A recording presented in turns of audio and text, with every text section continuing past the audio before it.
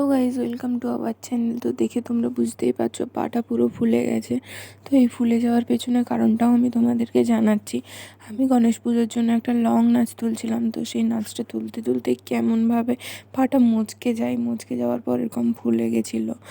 তো আমি ডক্টর দেখিয়েছিলাম, ডক্টর বলেছিল যে একবার পাটা ঠান্ডা জলে এবং গরম জলে নিতে, তারপর মুভ কি ভলিনি কিছু একটা লাগিয়ে ব্যান্ডেজে করে সেই পাটাকে ভালোভাবে বেঁধে রাখতে, যাতে পাটা রেস্টে থাকে। সেই জন্য তো এরকমভাবে বাঁধার পরে যতবারই বাঁধছিলাম ততবারই দেখছিলাম বেশি ফুলে যাচ্ছে। সেই জন্য 2-3 দিন এরকম করার পর হঠাৎ করে মা বলল যে শীত চাপাচাপি হয়ে গেলে নাকি এরম হয়। সেই জন্য পাশের বাড়িতে একটা জেঠুকে ডেকে দেখা করালাম। সে বলল হ্যাঁ, শীত চাপাচাপি হয়ে গেছে।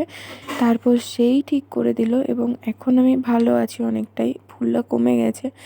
বাট তখন অনেকটাই ব্যথা ছিল, সেই কারণে আর গণেশ পুজোর লং নাচ দিতে পারিনি। এই জন্য আমি দুঃখিত এবং আগের মতো আরও লং নাচ দেওয়ার চেষ্টা করব।